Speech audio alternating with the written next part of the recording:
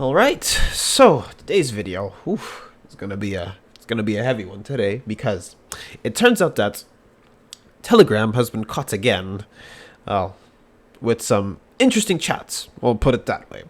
And so, just to give you a brief rundown on what's been going on with Telegram, over the past year-ish, there's been plenty of controversy with Telegram, and the reason why that is because one, the CEO actually was being charged in France with eliciting illegal activity because on Telegram beforehand, before the policy change where information had to be given to authorities, beforehand there was stuff where people were running a lot of these group chats with a lot of different things like illegal activity, illegal merchandising. I'll let you interpret what that means. And of course, grape, remove the G. And so, after looking at that, it would appear that another group chat actually got unveiled, and it had about 70,000 members that were involved with different techniques on how to grape people. So yeah, here we are. So first, I want to show off this article. And of course, before we get into the article, I have two videos covering this whole topic down below. You can go check those out if you want to.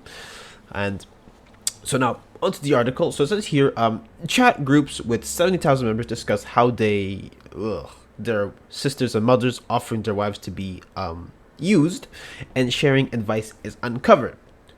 So here it says, an investigation has uncovered multiple chats where thousands of men discuss how to do and use women, including their own mothers and sisters.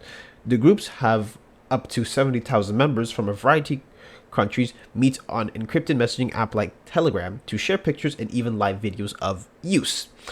Members have also claimed to have assaulted their wives and female family members, with some sharing advice and instructions on how to do it.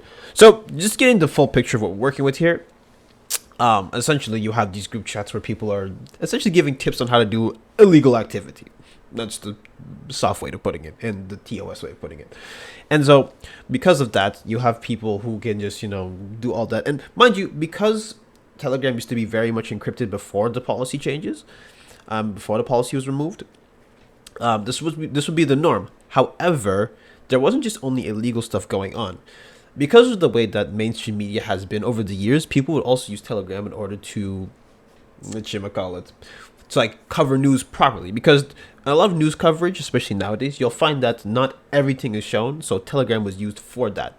And that's actually one of the controversies of why people were kind of flip-floppy on Telegram giving information. Not because one of these, reports gets tampered with. But we're going off track here. But essentially, that's like a controversy that's also occurred between these chats.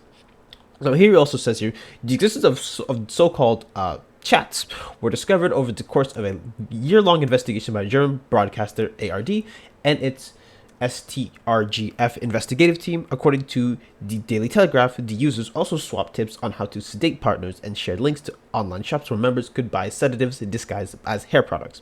Over the course of the investigation, some Telegram groups have been shut down, but members were sent links to join new ones. And just remember that every time a group chat is shut down, believe me, there's at least 20 more being ready to go. And so the revelation comes on the final day of the Avignon mass trials, in France, which has seen Dominique Pellicot alongside 50 other men handed jail sentences for illegal activity and abusing and using Pellicot's now ex-wife Giselle Pellicot.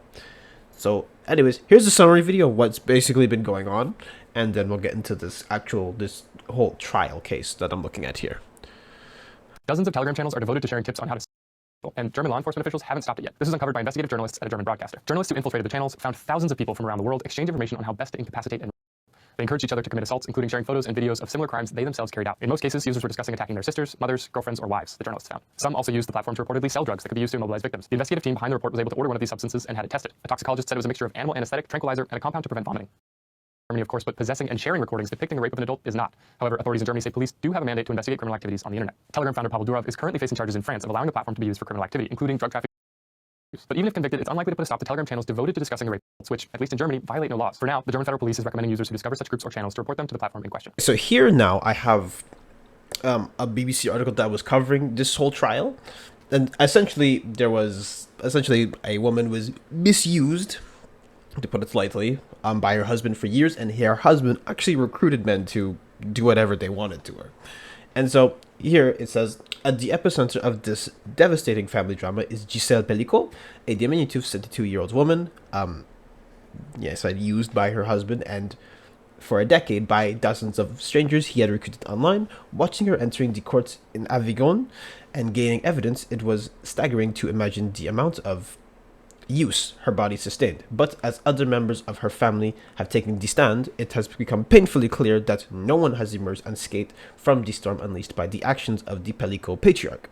The damage to this family is clear. Individually, they have described the destructive force that engulfed them in November 2020 as a tsunami that left nothing but ruin in its wake. Dominique Pellico was finally caught after an alert security guard caught him filming under women's skirts. But it took weeks for police to discover the truth that ultimately tore his family apart. And for years, he had been using his wife and recruiting men online to use her while she was unconscious. He filmed the use and neatly classified each visit in folders on his hard drive. Faced with the evidence, Dominique Pellico admitted to the charges against him. Alongside obscene language describing his videos, he added captions with the men's names. 50 other men have been on trial with him, and only a handful admit. Grape. More than 20 others could not be identified and are still at large. Giselle Pellico has attended almost all of this trial. She waived her anonymity and allowed the public to see what she had endured. The videos leave no doubt that the acts were not consensual. Miss Pellico can be seen lying on the bed, snoring as her husband whispers instructions to the various men to touch her, prod her, use her. Artificial sleep affords her mind a degree of protection, but her body became an object. She was, in her own words, treated like a rag doll, like a garbage bag. I am 72 now, and I don't know how much time I have left, she told the court last week. So, well, Stuart, as you said, the maximum sentence of 20 years handed down to Dominique Pellico, who was found guilty of all the charges against him, starting, of course, with the aggravated of his former wife of 50 years, Giselle Pellico. The grandfather was also found guilty of the attempted aggravated of the wife of one of the co-accused, Jean-Pierre Maréchal. He was also found guilty of taking indecent images of his own daughter Caroline, as well as his two daughters-in-law. As the verdict was read out, there was no emotion on the face of Dominique Pellico. So, as you can see here, this case has been very much ongoing, and I believe that he's actually been found guilty of the crime, and he even admitted to it. So there's that form, but understandably so. There's actually something else that I was looking at, as well as not just this case, but when it comes to the Telegram group chats. My first video of covering it, I actually found out that in Korea there was a lot of these chats as well. That would be like, it wasn't so much on tips like this, but it was still under the guise of not just making fun, but really just like prodding and taking inappropriate pictures and all that stuff. And then finally, the Korean government had to crack down on it. And then even in my research right now, I'm looking at this Serbian case here, where it actually says here that Ozanin published their findings in a report in June, claiming that an estimated 10,000 messages are sent daily on the groups they monitored in Serbia, with one of the largest having up to 70,000 members. Now, in my research, I cannot say that this group chat is the same as the one I prefaced in the beginning of the video, but it more or less lines up with what's been going on. It says here, according to Ivokik, members frequently use codes like Teen Trade or 18 to search for cheese pizza. Use the acronyms. Even more shockingly, male family members, mostly sons, take pictures of their mothers and sisters and then send them to these groups for rating, sharing, and various other purposes, Ivkovic said. So, seeing this as well, what is there much to say about it? Well, it's just that Telegram has a lot of, illegal activity. And because it's so accessible and because it's all encrypted, well, before the policy change, you'll find that a lot of people tend to abuse this stuff. And I even wanted to highlight something that not found out, but this was about 4 years ago, but this case is still kind of relevant. But essentially the whole trafficking hub incident, and I'll just leave the whole premise up on screen for you to read it. It's actually a really, really big case because this just to summarize this case, essentially there was a lot of illegal videos uploaded to the hub at the time, and until a big old investigation went into it, there's a lot of people who were being used and all that, and eventually, in order to crack down on it, the hub ended up doing something where they had to only verified users could upload content, because beforehand, what you could do is that anybody could upload. So naturally, because people wanted to be seen doing, gross behavior, essentially, that's what would happen, where they would upload it to the hub, and because the hub has so much traffic, a lot of people would end up seeing it, and that would be it. And even it even title it the way that sometimes the hub would title its videos, so you can get the idea of why someone would want to click on it. And it may look like maybe some amateur stuff, perhaps, but however, some cases, and in most cases, it wasn't. And so yeah, a lot of stuff there. But if you want to read up on it, I'll link it down below. But yes, so the whole point is that in all these cases that we've been looking at, there's been a lot of different people who've been affected, and Telegram has been, kind of at the epicenter of it all because of the privacy policy. Like, give a personal anecdote as well. Even where I live, there is like this group chat where it films all the fights that happen in the city. Now, personally, I don't really care for fights that happen in the city, especially if it's in some suburb I don't really visit. However, it has its audience. So because it has its audience, people always want to do that. And of course, when it comes to stuff like this degenerate, I know people have become a bit more in the open about it. But usually when it comes to stuff like this, majority of people do want to keep it, under wraps. That's why you have these group chats where it's like, oh, there's a group chat for me to, satiate my degeneracy. Why don't I just go on and on and on and on and go and look at that? So that's just the whole, that's my own personal anecdote about it.